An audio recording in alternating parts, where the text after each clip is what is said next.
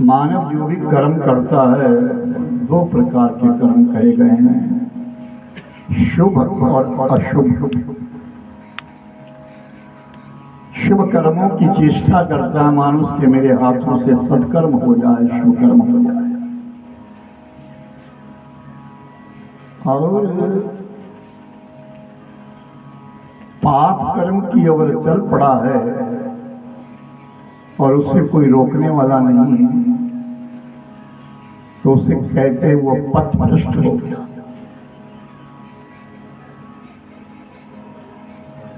उसे कहते कि वो पथभ्रष्ट हो गया।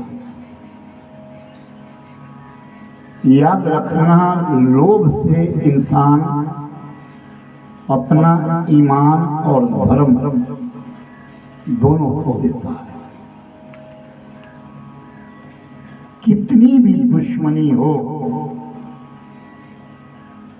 किसी से कितनी भी दुश्मनी हो जाए, लेकिन अगर थोड़ा सा भी लाभ इंसान को दिखता है तो वो लोभ के कारण उस दुश्मनी को प्रेम में बदल देता है। यानी ये जीव बहुत लोभी है और कहीं के लोभ के कारण इंसान अपना ईमान और अपना धर्म खो देता है। इतिहास कहता है कि कोई साधु थे, उनके पास एक कुत्ता रहता था और वो कुत्ते को लेकर के हमेशा चलते थे। जहां कहीं भी जाना उनका कुत्ता उनके साथ रहता था।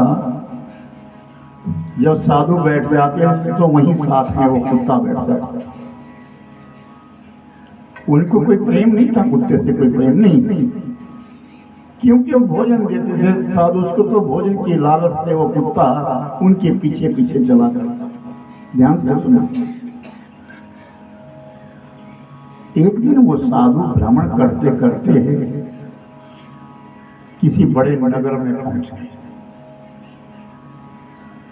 और उन्होंने वहां एक छोटा सा बाग देखा। सुंदर जगह थी, अच्छी वाटिका बनी हुई थी, इसमें नाना प्रकार के पुष्प थे, नाना प्रकार के पेड़ लगे हुए थे। उन पेड़ों की छाया में ही बाबा नीचे विश्राम करने के लिए बैठ गए। और थोड़ी देर बाद जो वहां के माली थे या जो इधर उधर घूमने वाले थे, साधु को देख करके साधु के पास चले आए। स्वभाव है, कोई हमसे बिलक किसी ने वस्त्र पहने हो, गणवेश धारण किया हो, साधु का वेश धारण किया हो,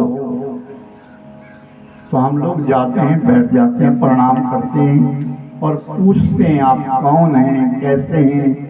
उनसे ज्ञानोपदेश की चेष्टा करते हैं, हमारे लिए कोई ज्ञान मिले। ये हमारा सनातन है, वो हमारा सनातन है।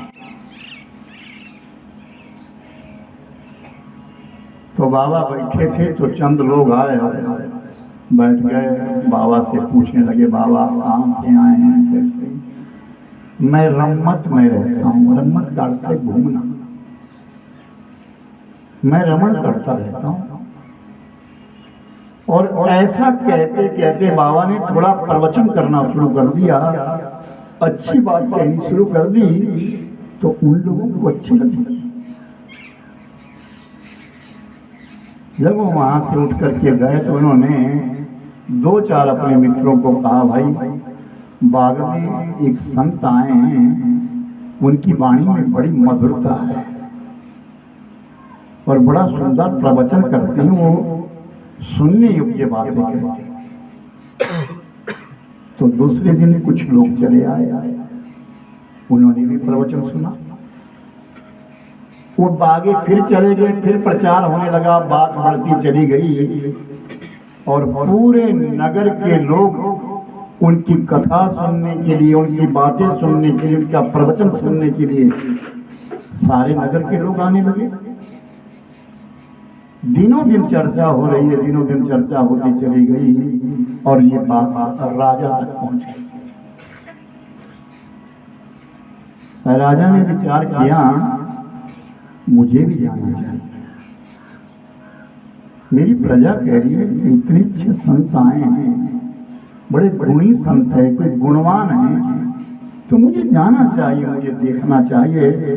तो राजा उठा और राजा भी चल पड़ा। जब राजा अकेला थोड़ा चलेगा, जब राजा चला तो राजा के साथ बहुत सारे मंत्री चले हैं, सेवक चले हैं। आवाज लगने लगी, राजा महाराजा आए हैं। रास्ता छोड़ दिया गया, रास्ता सुथरा कर दिया गया और उतने समय में प्रवचन चला रहा है। लोग प्रवचन सुन रहे हैं, पीछे से आवाज आई कि राजा आ रहे हैं। तो लोग खड़े हो गए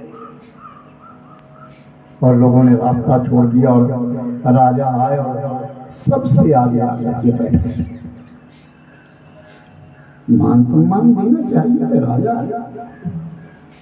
तो आकर के सबसे आगे बैठ के बाबा प्रवचन कर रहे थे। राजा थोड़ी देर तो सुनता रहा, थोड़ी देर के पश्चात राजा का ध्यान सीधा उस कुत्ते पे चला गया कि बाबा के साथ में कुत्ता बैठा।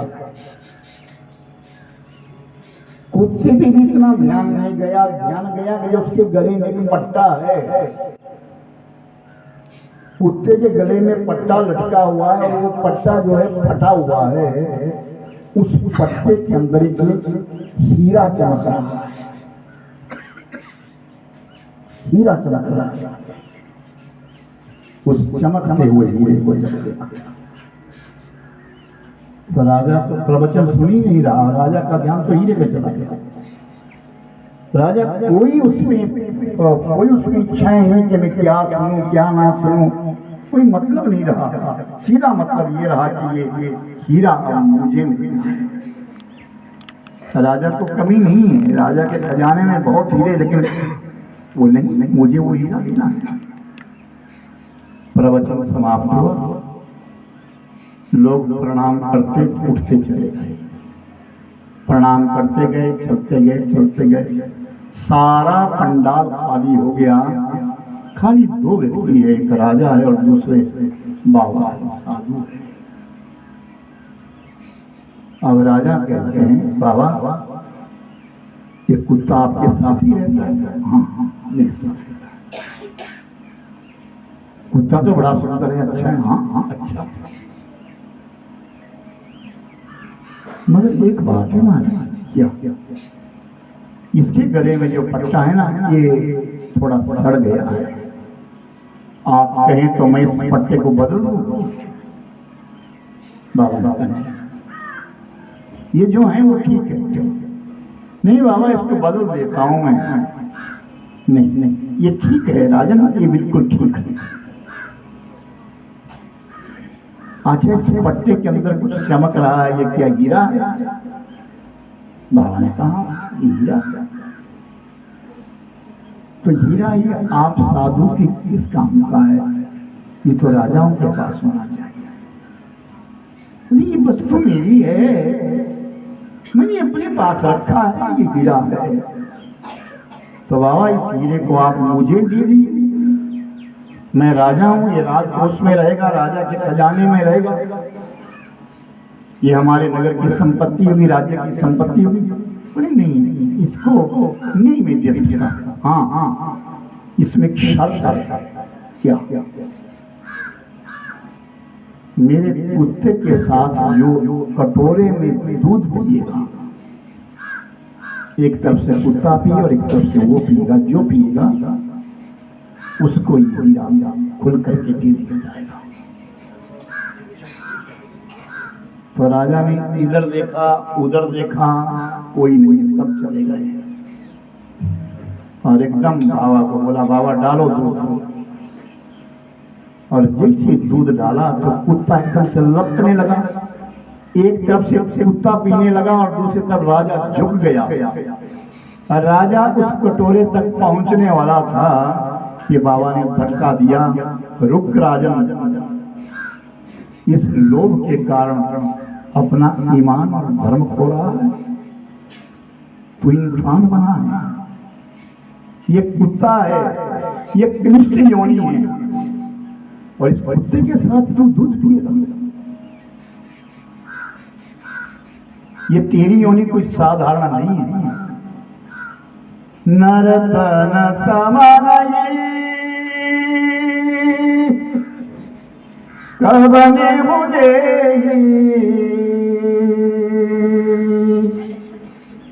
जीव चराचर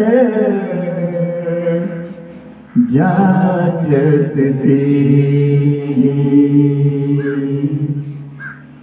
राजन 84 लाख योनियों के बीच में सबसे पावन, सबसे उत्तम ये योनि है मानुष योनि, जो तुम्हें मिली है। तुम इस मानव देह को धारण करके इस टुकड़े के लिए, इस कांच के जैसा, हमको तो कांच है, इस कांच को तुम पाना चाहते, इस मानुष देह को कुत्ते जैसा बनाना चाहते। यानी इंसान उस लोभ के कारण अपना ईमान खो देता है, अपना धर्म खो देता है। जीवन वही अच्छा है जिसमें हमारा ईमान बना रहे, जिसमें हम ईमान हमारा सुसज्जित बना रहे। भगवान ने बड़ी कृपा करी, हमको इंसान बनाया। इसका एक मूल्य है, इसकी पहचान है। ये मानुष तन साधन धाम मोक्ष करी द्वारा, साधना का धाम है ये मानव का शरीर, मोक्ष का दरवाजा है। इस योनि से अगर लौट गया तो 84 लाख में फिर घूमना होगा। ना जाने कितने कष्ट हो गए हैं, तब जाकर के इस मानव योनि में आया है, ये मनुष्य का तन पाया है। और साधना का धाम है ये। गृहस्थ सबसे बड़ा ऊंचा आश्रम है। गृहस्थ में रहना, आनंद से रहना, अपने बच्चों के बीच में रहना, सारे परिवार का पालन करना एक बहुत बड़ा पुण्य है। अपने परिवार को पाल पोस करके रखना एक पुण्य है। और उसके पश्चात मन से अपना गृहस्थ त्याग देना, मन से संन्यास ले लेना एक परम भक्ति है।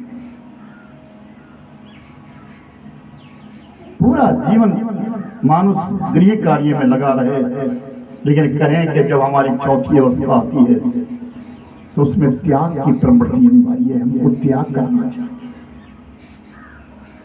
जंगल में जाने की जरूरत नहीं है, किसी मंदिर में बैठने की जरूरत नहीं है, रहो घर में, लेकिन त्यागी बन करके रहो। तेरी शरण में आके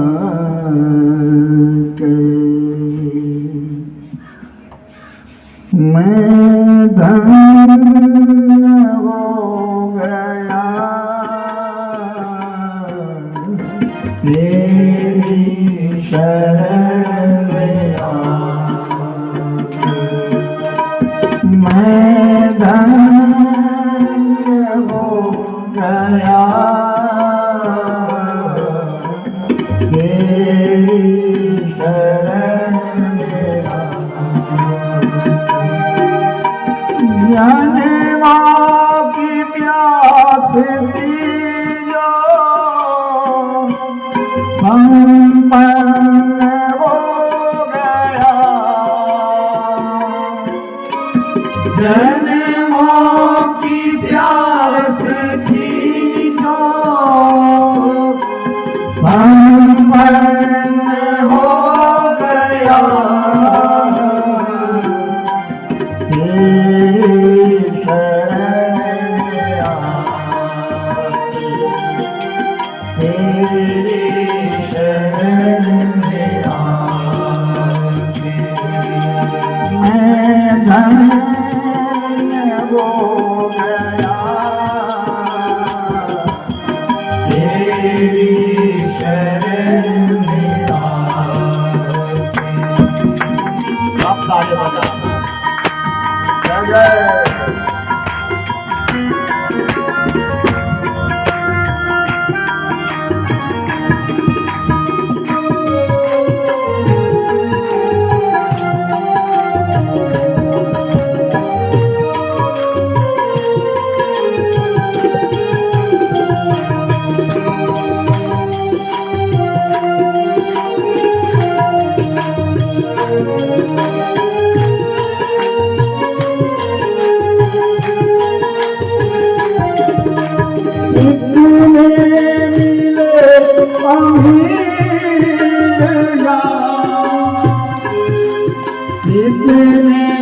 गरीब इतने मिले अमीर यहाँ इतने गरीब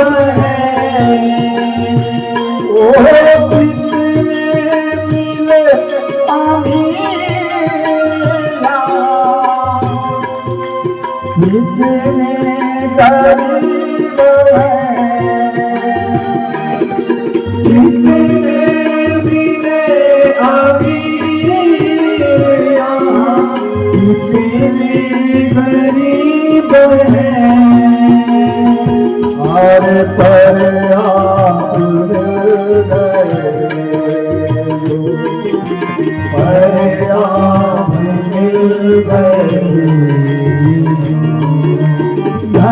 धन्यवाद हो गया तेरी शरण में आए ओ तेरी शरण में आए मैं धन्य हो गया तेरी शरण में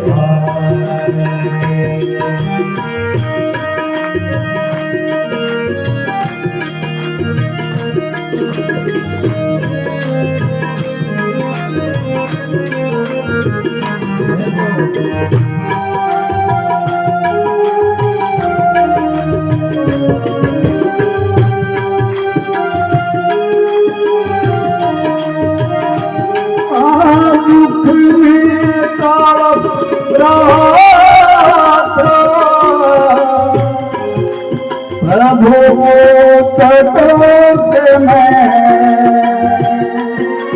दुख में तड़प रहा था प्रभु वो तड़पों से मैं वो दुख में तड़प रहा प्रभु वो तड़पों से मैं दुख में तड़प रहा था प्रभु वो तड़पों से मैं अरे एक आपका सहारा एक आपका सहारा साकार हो गया जय हो तेरी शरण में आके ओ तेरी शरण में आके मैं धन्य हो गया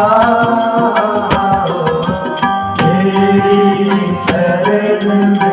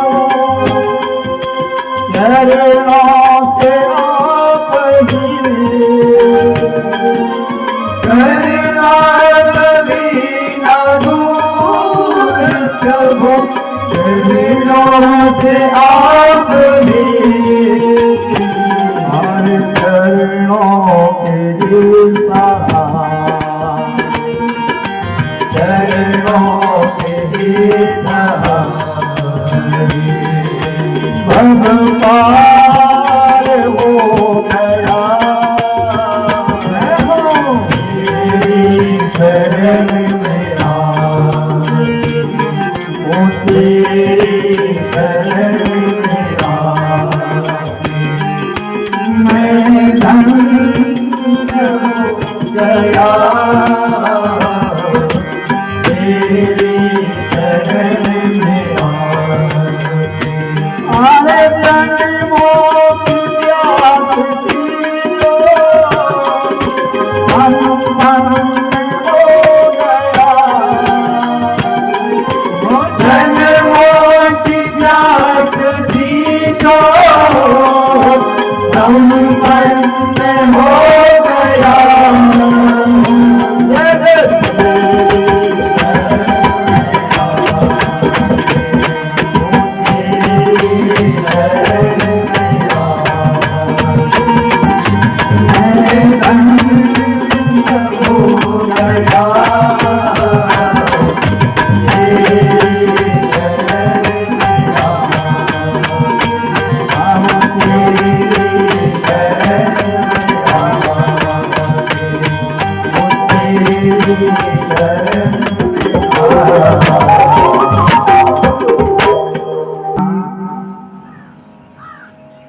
पाप मार्ग पर तभी चलता है जब उसके मन में लोभ आता है। दो संपत्ति का ध्यान रखना जीवन में। आज भागवत कथा में बैठे हैं, कभी अपने भाई का हिस्सा नहीं लेना और कभी भी मंदिर का धन नहीं खाना, मंदिर की संपदा नहीं खाना और भाई का हिस्सा नहीं खाना। जो इन दो बातों का प्रयोग करता है उसका वंश समाप्त हो जाता है। ये ध्यान रखना, जीवन में इतना सचेत रहना, ईश्वर से ये प्रार्थना करना हमारी गलत रहा ना, दूसरे की दौलत लेकर के अगर हम अपने परिवार को पालते हैं वो परिवार ही हमको कष्ट दे देगा, वो धन ही हमको कष्ट दे देगा। जो हमारा अधिकार नहीं है वो वस्तु हमारी नहीं है। एक बहुत बड़ा बाग है, आम का बगीचा है, बहुत सुंदर बगीचा है आम का। कोई पथिक आया और वो बाहर से जा रहा था, उस बगीचे के बाहर बैठ गया, सोचा थोड़ी देर विश्राम कर लो। इतनी में उस बाग का मालिक आया और उस बगीचे के मालिक ने पूछा, कौन हो तुम? मैं पथिक हूं, राहगीर हूं, मैं रास्ते से जा रहा हूं। क्या नौकरी करना चाहते हो? क्या सेवकाई करना चाहते हो? कोई बात नहीं, कर लेंगे। तो ये बाग मेरा है, तुम्हें भोजन मिलेगा, पहनने को वस्त्र मिलेंगे, लेकिन तुम्हें इस पूरे बाग की रखवाली करनी है। ठीक है। मालिक चला गया और वो राहगीर, वो पथिक बेचारा अंदर चला गया और अंदर जाकर के वो रखवाली करने लगा। दिन बीतने लगे, सप्ताह बीते, महीने बीते, वर्ष बीते, बीतते बीतते आज 12 साल बीत गए और 12 साल के पश्चात एक दिन वो सेवक बैठा है बगीचे में, रखवाली कर रहा है, आम पक गए। इतनी में उस सेठ गया तो वो खड़ा हो गया, उसने प्रणाम किया सेठ के लिए। सेठ ने कहा, मैं कहीं जा रहा हूँ सगे संबंधियों में, तुम एक टोकरा आम निकाल करके लाओ पक्के आम हो, मीठे आम होने चाहिए। ठीक है महाराज। वो सेवक गया और जा करके उसने आम के पेड़ से पक्के पक्के आम निकाले और टोकरी में रख दिया, और टोकरी उठा करके वो बाहर ले गया, उसकी गाड़ी तक पहुंच गया। तो तुरंत सेठ ने एक आम उठाया और उस आम को चूसने लगे, और वो खट्टा, एकदम मीरा खट्टा।